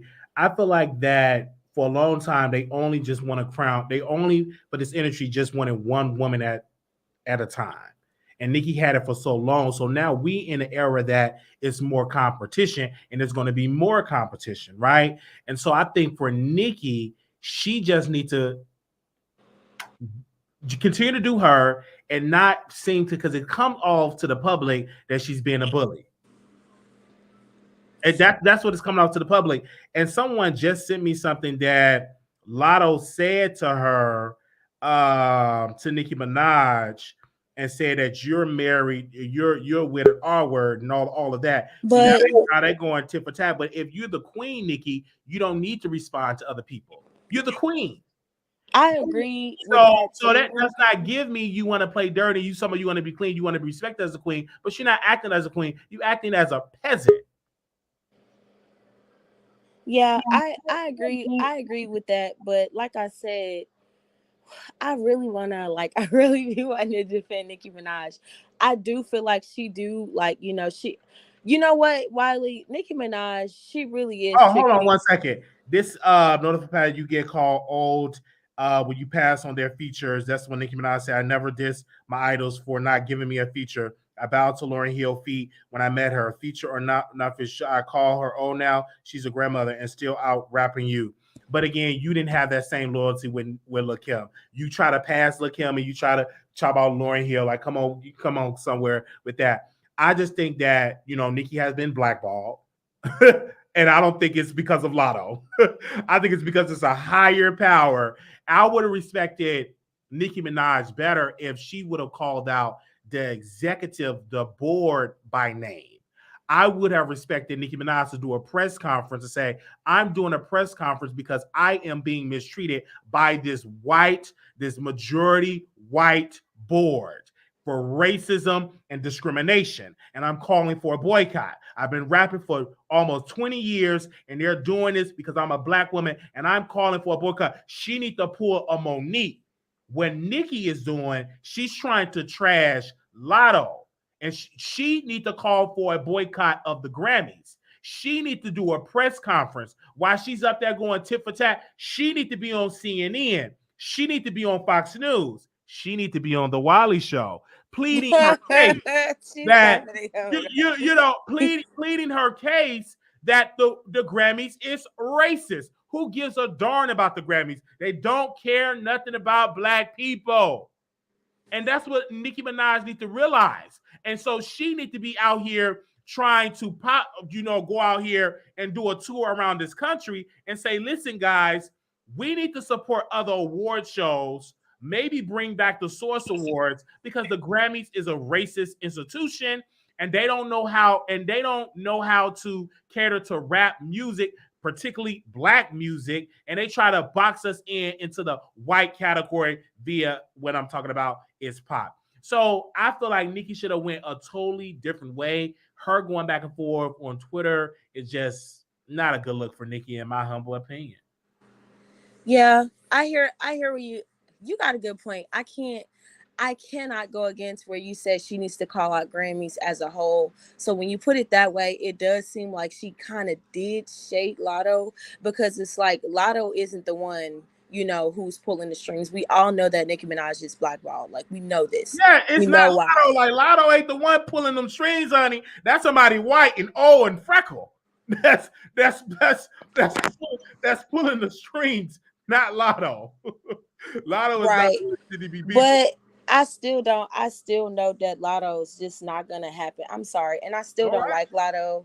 And also she said something about her husband being an R word, but it's like, you knew her husband was an R word when you was DMing her for like features on your song. So it's like, don't try to act like you're being an activist for like this when you didn't have an issue with it when you wanted something from her. So it's like, have that same energy. And lastly, I'm gonna let you go, but how are you gonna ask Nicki to be a feature on a sample song from Mariah Carey, and you a Nicki fan? We all know Nicki Minaj and Mariah Carey don't even like each other. So yeah, that was never gonna happen. But that's all I have to say. It's a great show. You've been very entertaining. You are hilarious. And I hope you have a good night. All right. Thank you so very much. Okay, we're going to go to the other callers. People, when you come on the room, hit the like button, okay, and hit the link if you want to come on. My CC, you there? I am. Can y'all hear me? I can hear you loud and clear. Thanks. How are you doing, Wiley, and the producers? Yes. Can I first say hello to Cocaine and Steph to Fly into the vlogs and Renee, your minds in the room. Hey, y'all. Yes, hi. That's wonderful. And to all the other producers in the room. First of all, I want to respond about the interview that you had with Kiki today. She was a Kiki. She was a Kiki. and I also must say that I don't think her interview would be too much different from what she did with Storm. I think Storm should give me the interview and let me stream it on my channel. And we'll just do it on that way. But I don't think I don't know. We would never know because Storm won't put it out there. Well, I think that the gag is that he wanted to charge for something that she gave to you absolutely free, and there was nothing different about it. I don't think there would have been too much of a difference. Or I could get a flight. Storm, I will be in your city on October third on October 29th, and I don't mind, you know what I'm saying, link up with you. You can meet in the lobby in the hotel, and we can, you know, play the interview, and I could give my notes and give it back to the audience. I don't mind that because I will be in your city, and I would like to meet you, and I would like to see that interview because I'm still interested in seeing it. You're messy. I would be in Atlanta. I'm telling you, I'm going to see Monique's show, and I'm going to interview Monique one of these days. Hopefully, it ends up some more firestorms and get me millions of views. And so we would be there, but I think that the public will never know because it's not out. But go ahead, my CC. What else you want to say? Okay. And about Nicki Minaj and Lotto, there's a saying in the nursing field that, you know, we say that the you know, we eat our young. You know, it's like when we get a certain age, you know, we feel like, you know, the younger, you know, more vibrant ladies are getting more attention. They're getting more, you know, accolades. And for something that you've been doing for so long, and you feel like, you know, you're the only one that should be entitled to those, you know, type of, response from the public or the business or whatever. And I just think that's just a classic case of, you know, when you know, once you reach a certain age, you just feel like the young girls are taking over. And I think that it will pass with time, you know, when Nikki gets more mature and gets more busy about her business and grow a little bit more, then she'll be able to relax a little bit more on the younger girls, because I think it's a plenty of room, you know, at the table for everybody to eat, you know. So that's all I got to say about that. You know, Right. it's the business. Okay. And about Tasha K and Cardi B, I'm going to say this. I know that a lot of people don't like Tasha K, but she is gangster with her shit. I mean, Tasha K, I mean, you know, you come in this world, you only live in this motherfucker one time.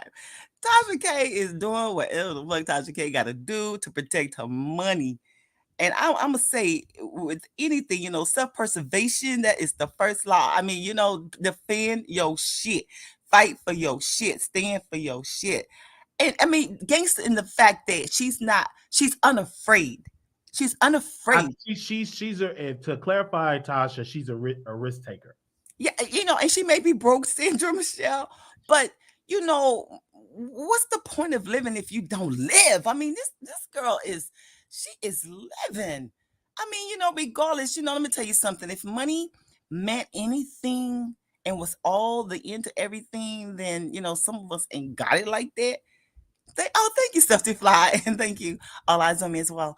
But she's definitely a risk taker. But I'm just saying, you know, you live life to live. You know, you're here to live. You know, and maybe this is her way of just, you know, dealing and coupled with whatever circumstances that, you know, she's dealing with. But that's all I want to say. Thanks, everybody. Thank you so very much. You're welcome. Definitely a risk taker. We love her so very much. Okay, we're gonna go to the next. Zayna, thank you, my CC. Thank you. You're welcome. Zayna, you are live. Hey, Wiley. I just want to say, between yesterday's lives and today's lives, you are extremely hilarious. You are a kiki. I mean, I can just watch you by myself and just laugh. When you said I was going to go to Cardi B's party and you put them shoes of Armand Wiggins, can you put them shoes up again, Wiley, them shoes? When you put them shoes up, I started to kiki laughing because we all know where them shoes had came from. Them the ones. But I want to just talk to you real fast about yesterday, Kiki. I want to say, listen, I apologize for getting a little bit rowdy with Kiki because it wasn't my intention for her to bring me out of character. But I kind of felt some kind of way about her lies and how she was circling around. It's like she was circling the block, but she never put a stop sign on the context that she was trying to bring up against Cory Hardrict yesterday. And so she really just pressed my buttons. So yesterday, after your show had ended, Wiley, she actually went on her YouTube channel live talking about you. And I clicked in her StreamYard link and I was just going in on her, reading her for filth, so much so that she blocked me, Wiley, on her StreamYard account yesterday and spent the next 2 hours talking about me on her show. Now, I wanted to bring up Storm Monroe. Now, I was watching his live a little bit, and I don't really watch him that well because to me, Storm Monroe is very dry. He doesn't have a personality to make me engage to stay to watch the whole show. But I didn't like the fact that he was taking digs at you. when he said F ninja or F boy or F girl can't take nothing that's meant for you. And then he said, well, my interview with Kiki Green was better, but we'll never see it.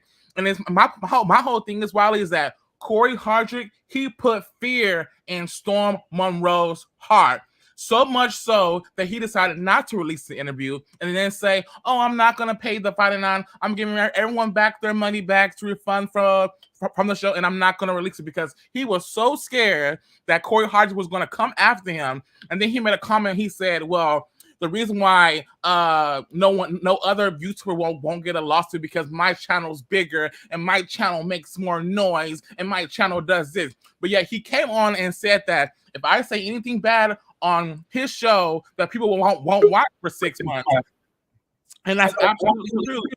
Because his personality is dry, his show is dry. When I watch him, it's like I'm waiting to laugh. I'm waiting to a point where I want to be laughing like the Wiley Show, but I don't ever get that.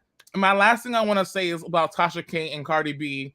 While I told you, Cardi B is going to have her grandkids trying to get Tasha K for the $3.9 million because she's never going to get it. I did hear that Tasha K faked that whole Chase deposit slip. She didn't really go onto the Chase bank and, she faked that she's going to get the money out to give to the fans or whatever. It is what it is. But to me, honestly, Cardi B is going to be sending her lawyers out, spending more and more money trying to get this $3.9 million from Cardi B, from Tasha K, which she's definitely not going to get. And I want to say, Wiley, do what you do, because honestly, a lot of these YouTubers don't have the personality, they don't have the charisma, they don't have the smarts like you have, because at the end of the day, you did that interview and everybody is talking about it. Everyone is talking about the Wiley Show. There's an interview with the nose and neighbor Kiki Green. And then my last thing I want to say is, Miss Kiki Green, if you're gonna come on and you're gonna read somebody for as far as Cory Hardrict, come with some receipts. I need a photo. I need a picture. I need some voicemails. I need some kind of tangible evidence for me to believe that you at 14 years old. And then, Molly, one last thing. Mm-hmm. The reason why she was upset with Cory Hardrict, and I talked to her on her show yesterday, is because she said that the boy that she liked in the neighborhood went to hang out with Cory Hardrict, and that's why she was mad. She's mad because the boy who was in the neighborhood, who didn't claim her as her boyfriend, who didn't say, "Oh, we're a couple," she was upset that the boy started hanging out with Cory Hardrict. So that's the reason why she has beef for Cory Hardrict. Not that he slapped her, not that he did anything to her, was the fact that the boy that she liked, that she thought was cute, was hanging out with Cory Hardrict, and that's the reason why she's allegedly had a bad summer, because she was a thought at 14 years old in Inglewood. But that's all I gotta say, Wiley. Thank you so much for having me on your show. Thank you so very much. Okay, we're gonna go to Joy and Pain. Definitely our next caller. Joy and Pain. Hey, how you doing? You're back. Joy and Pain. I want to see you, Wiley.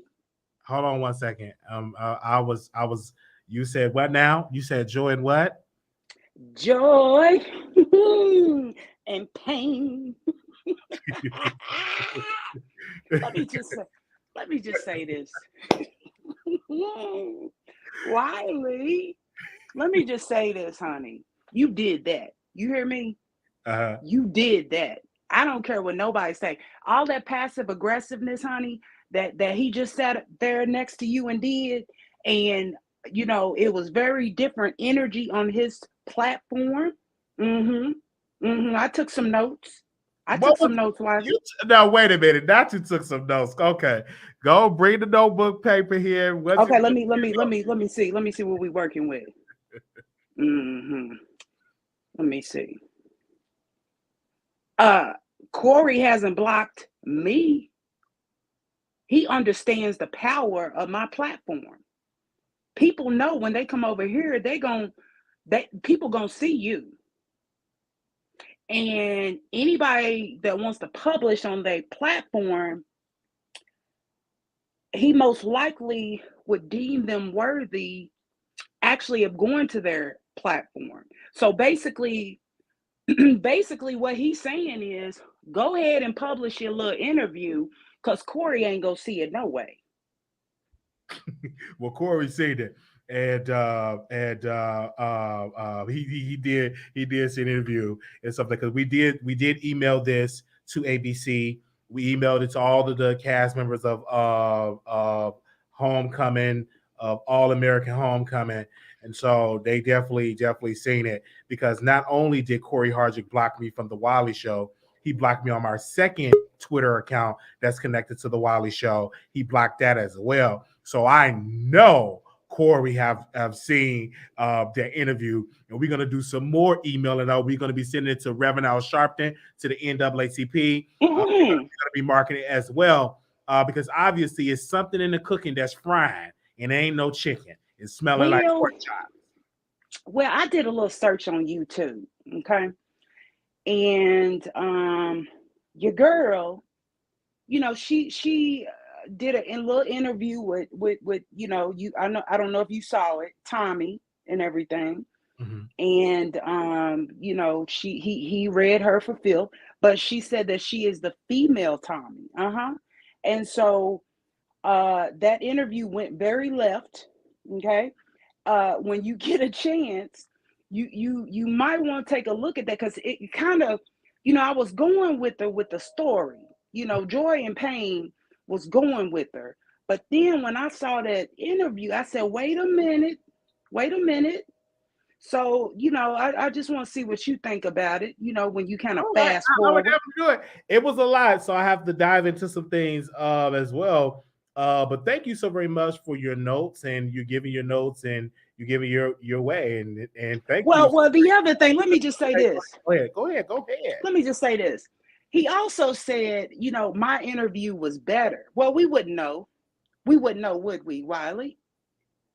No, because it's not out. So yeah, I agree. But the reason that he said it was better was not because of the specific details, because the receipt was the Google Maps, okay?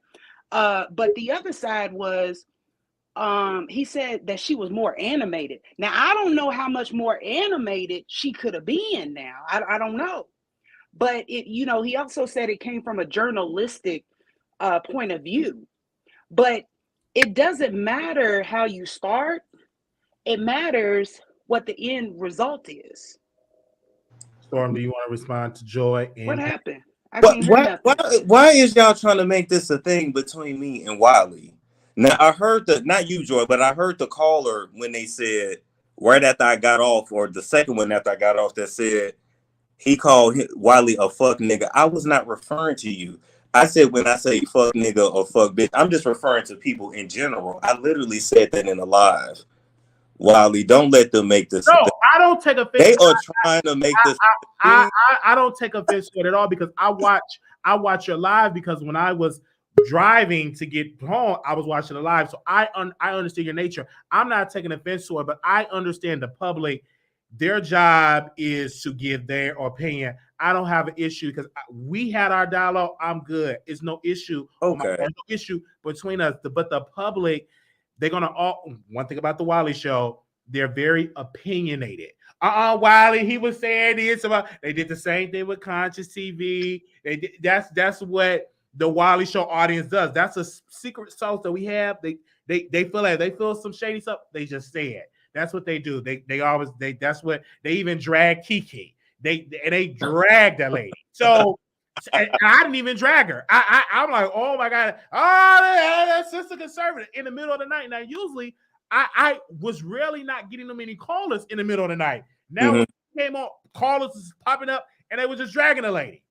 And then the lady was like, she started dragging and cussing out people. So, and I posted it on TikTok. So I don't take offense, because I watch your show, because I had time to watch it, because I said I want to see Storm response before I go live to get my response. So I was actually washing on my air fryer, putting some clothes in a folding some clothes up, and then I was able to hear, and I heard the trajectory, everything that you said, and I didn't take offense to it, because when you on your platform, you're supposed to uplift yourself. Your confidence does not make me insecure. And that's something that when people are thinking that, oh, because you were confident, you were saying the thing, it does not make me insecure at all, because I know I didn't take offense to anything that you said. We had our disagreements about should the interview come out, why the interview come out. That was it, but we still good, because this is a business. And why can't two men disagree and still be cool with each other? That's what I'm saying. And I just think like more and more people, that's the public, and I thank God the public, because they calling in. We really, let me tell you some story. We did our show with Blog Talk Radio. We paid them $40 a month for about 4 or 5 years, so you can accumulate how much money we paid them. Okay. So StreamYard, nobody ever would hit the link. So now more and more people are hitting the link on StreamYard and stuff like that, and they're giving your thoughts. And I'm getting a lot of new people like Joanne Payne. I think we got somebody backstage, Secure Your Energy. Like these are people, and Zaydan. These are like people. We get like new voices, and they're giving their opinion. So I don't let the callers sway my opinion. I have my own thought, but I allow the caller to say what they have to say because it makes the show. And I get that. I get that. Now my friend was calling me. She like, is everything okay? I'm like, I just left the show. Like, I think it's cool. Like, oh my God. But like, I'm gonna just reiterate again. And if they got a question for me, they can ask me. I don't care. But dude, I'm happy for you. I be watching. I'm sounding like somebody else, but I literally be watching you all the time. You got that shit. I tell you to run with it. Check out the TBN network. That's more tea. Go look at their interviews with Larry King. That's more tea. Like, ask old girl for the addresses to the house, so you can pull it up on Google Maps yourself, and you can see exactly where he used to live and where her house was. Like, it's no hateration. I promise. And I love how they always want to say passive aggressive when you're not already cussing somebody out. No, I have no smoke for Wiley. No, I just didn't do nothing wrong. Like people just gonna have their thoughts, but the higher Wiley get a little bit more traction, so a lot of people have their thoughts. You added a massive platform. I'm the new network on the block that have been doing it for a long time. Now finally picking up some traction here, and so now new voices are saying what they're saying, but I don't allow them to sway my opinion at all. We just was talking about black women should be submissive, and they're angry about that. We got a whole series coming about that with a suit on. I'll let you have that. So with a suit on, because I don't mind. I like having disagreements. I like when people, oh Wiley, I disagree with you. You this and that. I like that energy. I like dialogue because I've always been this person. Even when I was in high school, I like having confrontation and debate. So I like that. So, but your channel is different. My channel, I'm still a baby. I'm still growing. I'm still testing out to see what works. You're more established. So my channel's still a baby channel too. Now we compared to other people. Well, compared to the white millionaires that we named that list, that's on the millionaire list. Paul, what's Jack? Is it Jake Paul? Paul, yeah. All the white folks that I was naming, and you said because they got brand deals. I'm like, man, we talking, but we ain't at they level. They making millions. Yes. So millions upon millions of dollars. No people are making. You came in the chat and you said because they have brand deals. Because I'm like, because I looked at the list, I didn't see Lovely T. I didn't see Tasha K. Like these people are making millions upon millions, 40, 50, 60, 70, 80 million dollars a year off of YouTube. And that's just YouTube. So yeah, and I didn't see any of us on that list. Probably just one, but it wasn't not the people that I watch. No, it would probably be Marcus Brownlee, the Apple dude, and I think ASI or something like that. But yeah. Yes. Yes. But thank you, Storm, for coming back on. But we good. I'm about to just take 2 more callers and we're done. For sure. Take it easy, Wiley. All right, thank you, Storm. Okay. Hold on one second. I want to make sure because I had Secure Your Energy. You're there. Can you unmute your mic? Yes, I am here. Can you hear me? I can hear you loud and clear. Yes. Blessings. How are you? Oh, wonderful. I appreciate your show. I just wanted to say a few things. The Kiki situation, I think a lot of people are just disappointed because she didn't have a lot of drama to share. She shared her experience. The guy's probably weird, and that's just her opinion. So that's that. As far as Storm is a nice guy. but I just feel like it's something underhanded about his personality that we may see. I'm just kind of predicting stuff. He's a nice guy on the outside, but he says a lot of things that make you think that it is about self preservation. But it's not always like that with you, Wiley. You talk, but I know you got a good heart. So it's a marked difference. And I just want to close off to say a couple of months ago, I called to tell you about the Tasha K and Cardi B thing because I study law.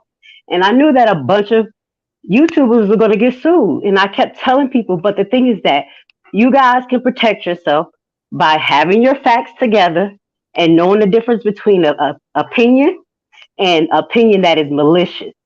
So you do have the right to speak, but it's just the way that you're going to speak about your content. So I want to say, keep up the good work. You are amazing. I'm at work on a nursing floor, cracking the hell up, acting up. People looking at me like I'm crazy. As I got this in my ear, I'm just laughing at you. But I'm still doing my thing. But I do want to let you know, keep up the good job. Don't be afraid, because obviously that interview went well. All right, no, I was definitely not gonna be afraid. Joy, I'm gonna bring you back on because you dropped off and you want to finish up your last comments. I'm gonna give you a couple, like 2 or 3 more minutes because we want to make this a 2-hour live. Thank you so very much, Secure Your Energy, for coming on. Let me bring Joy and Pain back on. Yes, finish it and give your closing remarks because I know you had bumped off. So go ahead, sis. Yeah, what he wasn't talking to me, was he? I don't know. I don't know what you heard because he was. I didn't hear nothing Oh, because you when didn't he hear? hopped Oh, on, you got to catch the replay and leave a comment because I can't repeat what he said because we are going to a whole nother hour show. But oh thank no, you I'm for. not gonna talk that long. I'm gonna hit it and quit it. Joy and Okay, pain.